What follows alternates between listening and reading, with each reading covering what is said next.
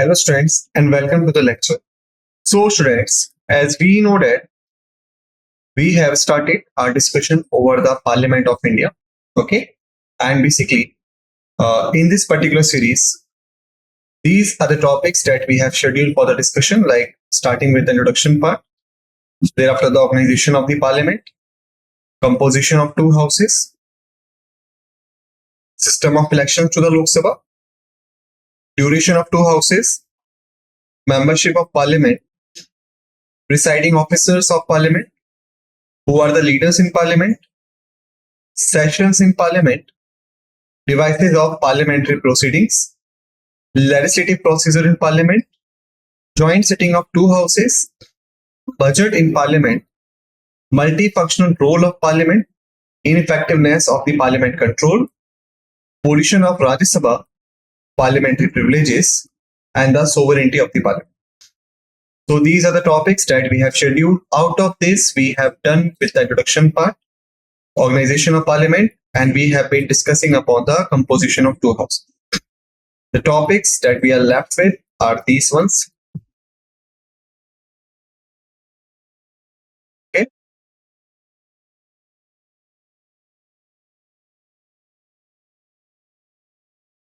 So that is the picture that we have created so far all together.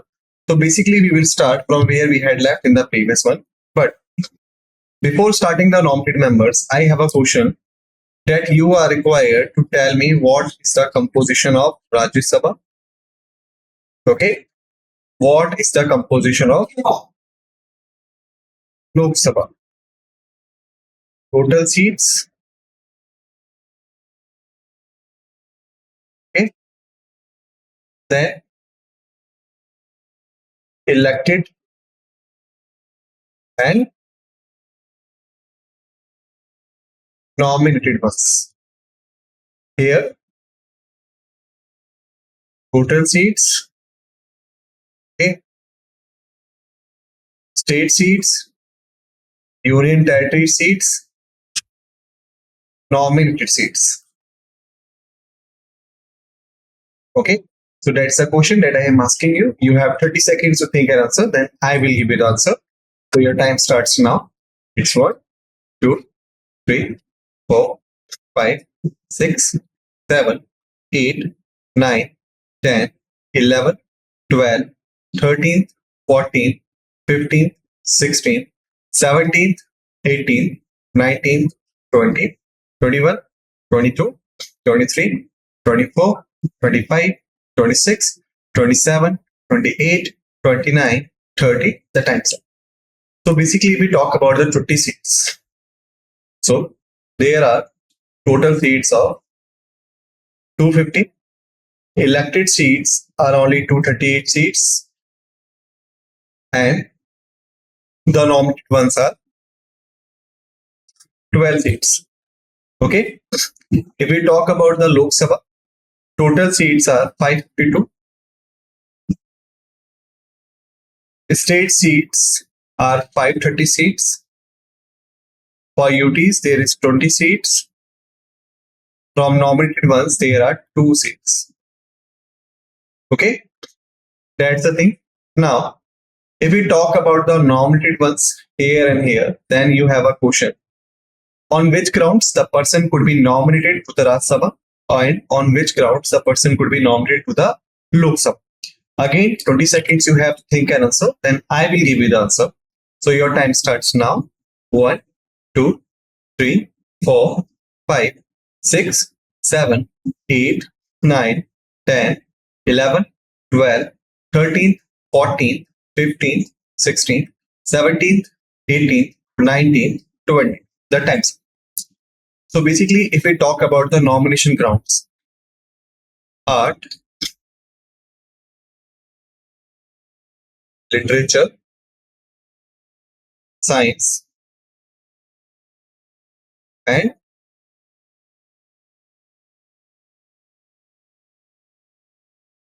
social services. Okay. So these are the 4 grounds on which the person could be nominated to the Rajya Sabha.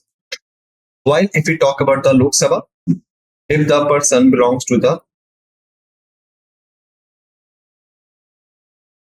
Anglo-Indian Committee, then the person could be nominated to the Lok Sabha. The nominated authority, or you can say the authority through which they could be nominated, is the same. It means the President of India. Got it? That's the thing. And we know, if we talk about the states and the UTs, the seat selections and the seat division, then basically it is provided by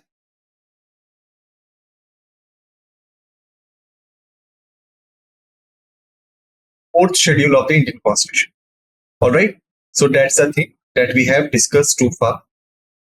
So basically, if we talk about the nominated members, then we know that there are 2 seats reserved for the nomination in the Lok Sabha. Okay. So the president can nominate the 2 members of the particular Anglo-Indian committee if the committee is not adequately represented in the Lok Sabha. Okay. Originally, this provision was to operate till 1960, but has been extended till 2020 by the 95th Amendment Act of 2009. Okay. So basically, we talk about the Anglo-Indian Committee. We know that these are in the minorities.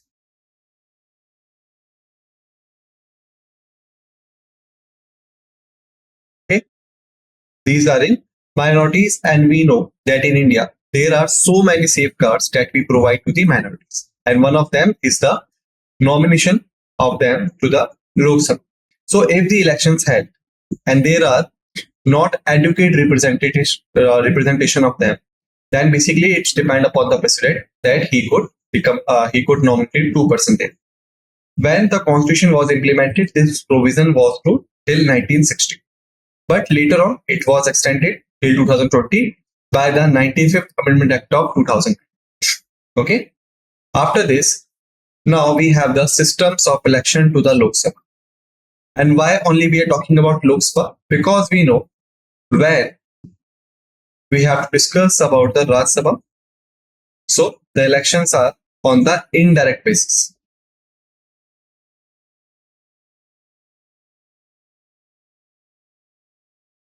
Okay, it means that the general people like me and you could not directly participate into the voting and could not directly vote for them. Basically, the state legislatures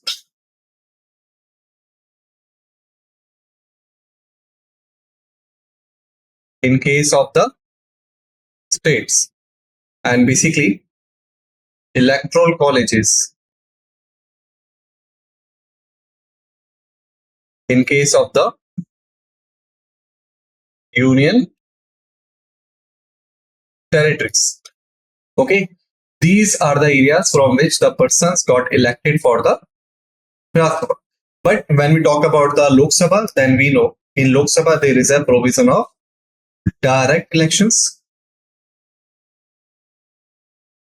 Also, we call it as an general election.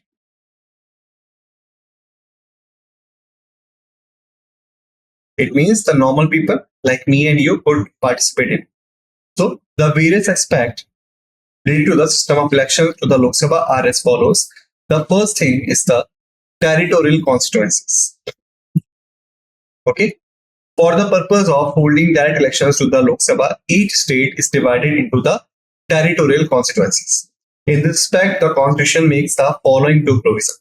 Basically, if we talk about the territorial constituencies, then what do you mean by this? So basically, suppose this is the state. Okay. And this is any particular state. For example, this is the state of Punjab. Okay. So the members who are going to be elected from Punjab, these members will have to file their nomination from some particular territorial constituencies.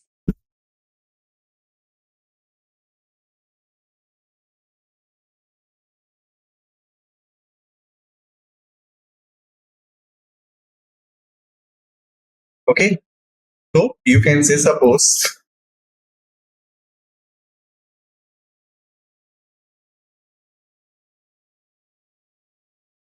this is the division A, B, C, D, E, N. Okay. So this is the territorial constituencies. So the total number of constituencies are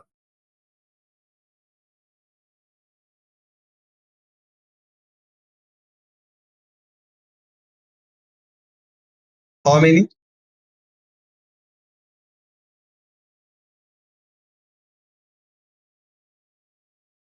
6. Okay. So if the persons are filing the nomination for the general election, okay, so basically they are required to file it from some specific territorial constituencies. Like he is filing from A, from B, from C, from D, from E, and from F. Okay, and this is generally done for some election. You can say provision, and you can say for the ease of the election process. All right. So that is the thing. So basically, if we talk about the constitution, so constitution having the two provisions for deciding the territorial constituencies within the state. The first thing is that each state is allotted a number of seats in the Lok Sabha in such a manner that the ratio between, or you can say that the ratio between that number and its population is same for all states. This provision does not apply to the state having a population of less than 6 millions, or we can say 60 lakhs. Okay, so suppose if we talk about it, so we can say what is the population and what will be the seat granted to the particular state. That will be the same throughout the country. All right. Suppose for example, only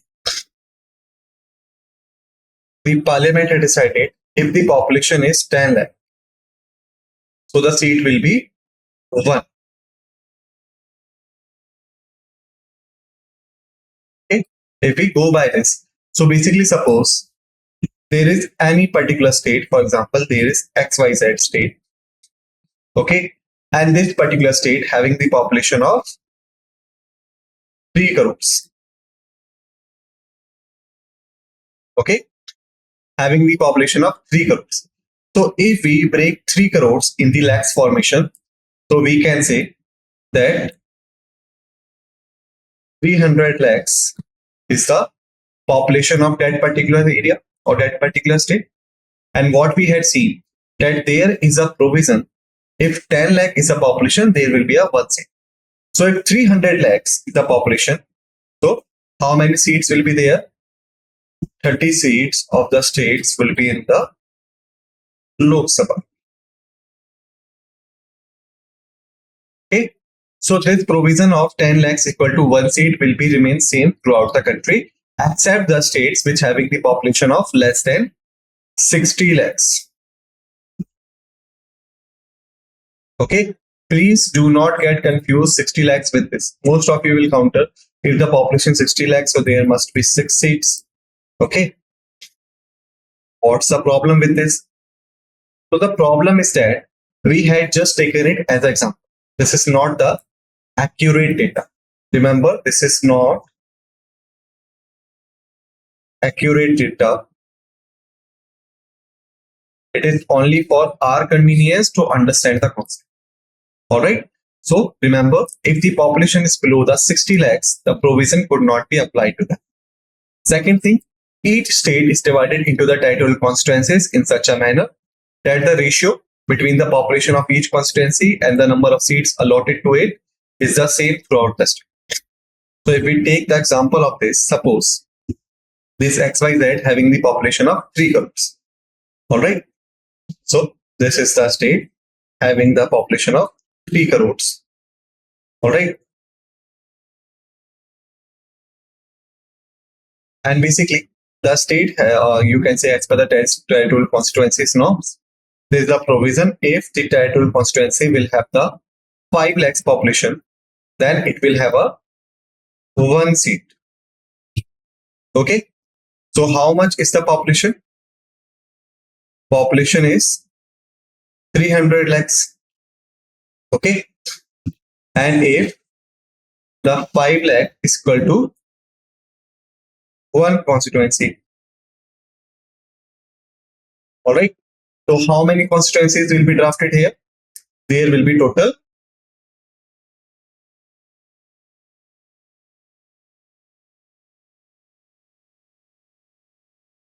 600 constituencies in the state. All right. And these 600 constituencies will nominate the person to conquest or the 30 seats. Okay. So that is just an example. So remember the two provisions that we have just discussed. The population ratio in respect to the allotment of seats will be remain same throughout the country. Okay, except for those states which having the population less than 6 million or the 60 lakhs. Second, the population ratio and the division of constituencies will be remain same throughout the state. Okay, and this is done for the election benefits. So basically we can say in brief, the constitution ensures that there is a uniformity of representation in two aspects. First, between the different states and between the different constituencies in the same states. Okay, like we know, the population differs from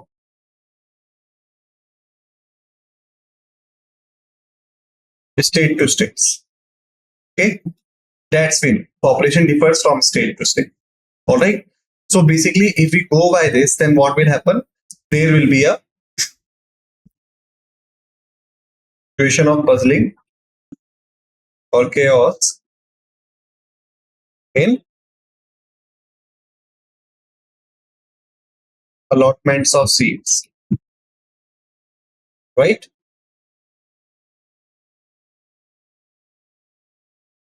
Between the states. Okay. So to ensure the uniformity and to avoid any puzzling or the chaos-like situation, there will be a uniformity. And thereafter, the same thing, like here, it is between the states. Remember, here it is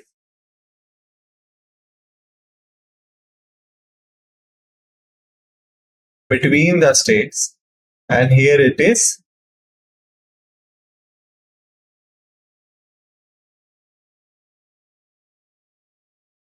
within the states. All right. So the expression population means the population ascertained at the preceding census of which the relevant figures have been published. All right. After this, readjustment after each census.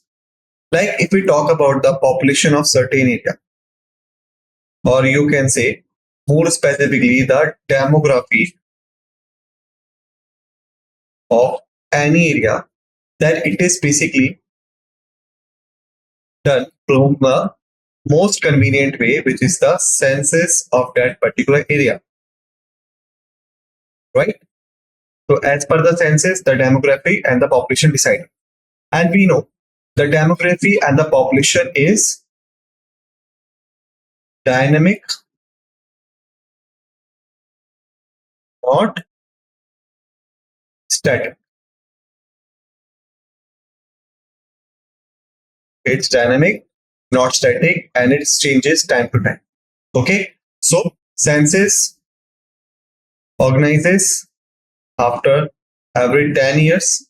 Okay, so we can say, suppose if the demography was certain in 2001, so that will be changed till 2010. Okay, so what will happen in 2011? Again, the next census will be organized to look after the demography of the certain area. So whatever changes, the new census will show the same adjustment would be made into the territorial constituencies and the allotment of the seats, right? So this is what we call as a readjustment after each census. Like whatever changes have been arrived after each census, these must be readjusted. Why? Because the demography or the population of certain area is dynamic, it's not static. So after every census, a readjustment to be made. First, in allocation of the seats in the Lok Sabha to the states. Thereafter, division of state into the territorial constituencies. Why? Because this is based upon the population of certain area. Okay. So whatsoever changes the population of that area will get, the same changes are required to be made. Parliament is empowered to determine the authority and the manner in which it is to be done. Okay. So we can say the parliament is the nodal agency in this, like it is the body which will decide the manner, okay, and it is the authority which having the power to decide the manner. All right. Accordingly, the parliament has enacted the Delimitation Commissions Act in 1952, 1962, 1972, and 2002 for this purpose. Okay. So remember, there is a Delimitations Act which have been passed by the parliament to make the readjustment after the census, and these acts are basically for the 4 years. First, in the 1952, there after in 1962, there after in 1972, and thereafter in 2000. Okay, so these are the years which deals with the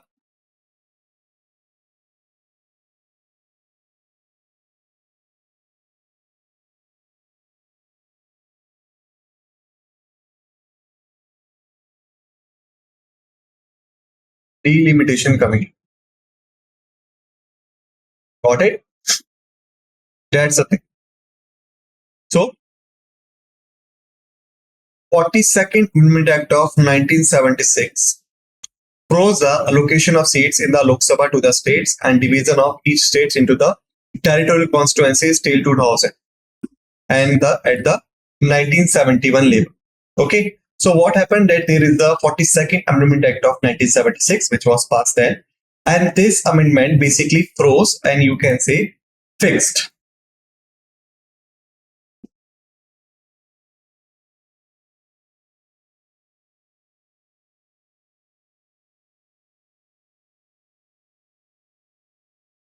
or fixed the allocation of seats in the Lok Sabha to the states and division of territorial constituencies within the state till the year of 2000, and this is based upon the 1971. Like what were the seats allotted to the states in 1971? How many territorial constituencies were existed in the states in 1917, in 1971? That will be remain same till 2000. Okay, so this ban on readjustment was extended for another 25 years up to the year 2026 by the 84th Amendment Act of 2001 with the same objective of encouraging population limiting measures. Okay, like we know, there is a limited resources that we have. Okay, and basically there is a urge of higher population. Okay, we know that the Indian is one of the most populous countries in the world, and the population is still growing up. So what happened, like in the 1976, thereafter in 2001, there were certain steps that had been taken, okay, to encourage the population limiting measures. Like their seats were fixed.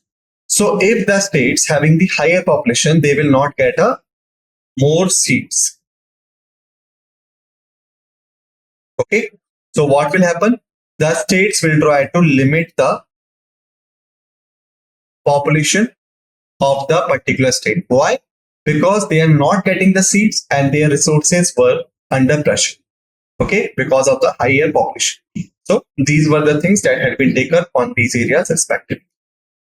Thereafter, the 84th Amendment Act of 2001 also empowered the government to undertake the readjustment and rationalization of the territorial constituencies in the state basis of the population figures of 1991 census.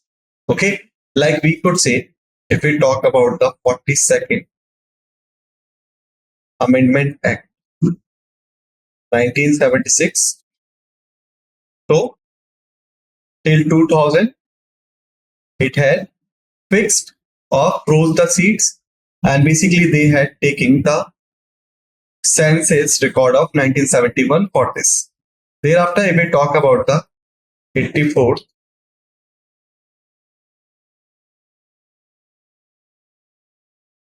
Amendment Act of 2001, it frees the seats for 2026, and basically it had taken the census data of 1991. All right. So remember these things. Later, that was the 87th Amendment Act of 2003 that provided for the delimitation of the constituencies on the basis of 2001 census. Okay, and not 1991 census. All right. What happened? Like in the 84th, we had taken the census data of 1991, but later in 2003, when the Amendment Act of 87th was passed, basically for the delimitation of the constituencies, they had changed the census data from 1991 to 2001. Okay. However, this can be done without altering the number of seats allotted to the states in the Lok Sabha. Okay, because there was not so much changes. Thereafter, if we talk about the reservation of seats for the SCs and STs. Okay, so we know if we talk about the SCs and STs, so these belong to the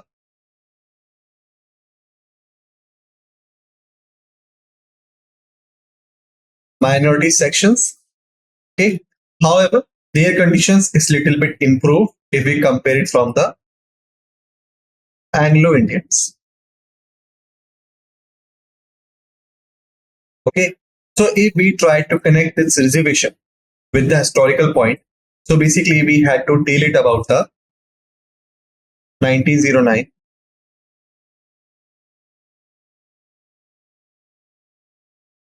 ornamental reforms.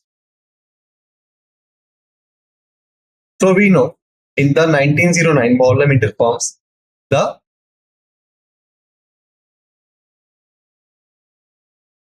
communal electorate was proposed for the first time. According to it, what happened? Like if we talk about the Muslim population that was in the minority of that time, it was saying that if the candidate is Muslim, then only the Muslim one would grant the vote for it. Thereafter, this was extended in the 1990 during the Chelmsford and the Montagu reforms.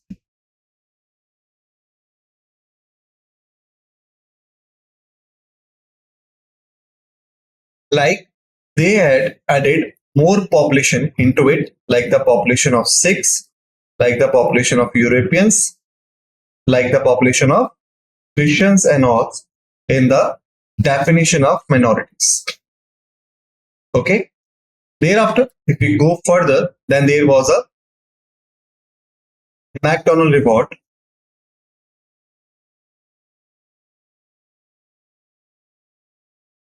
Okay. That was proposed by whom? That was proposed by the Ramsay MacDonald.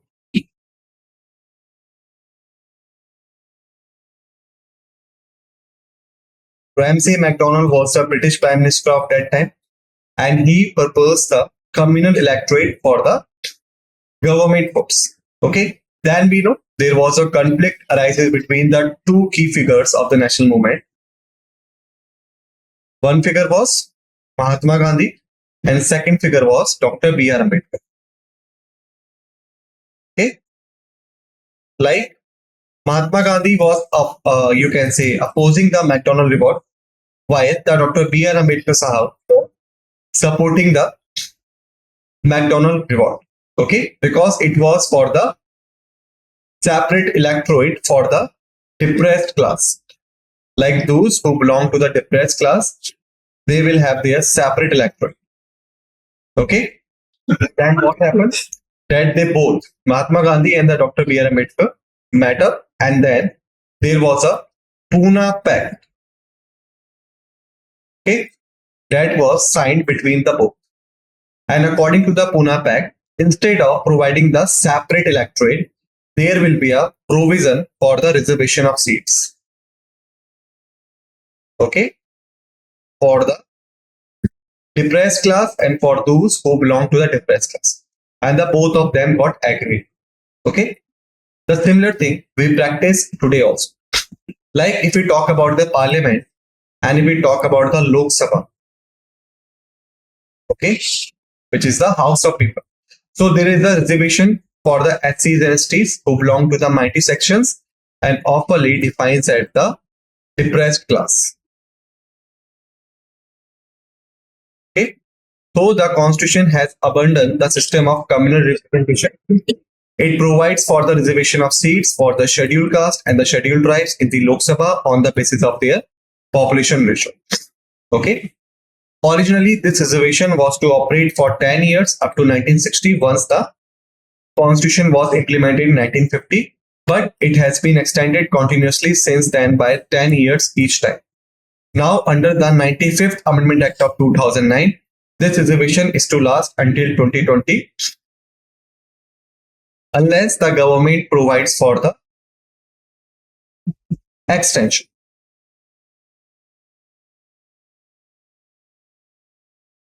Okay, so that's the thing. So students, basically in this lecture, we have finished till here. In the next lecture, we will continue from here. Till then, just revise all the facts and figures that we have discussed in this lecture and be ready for the another lecture. With this note, let's end this lecture and thank you.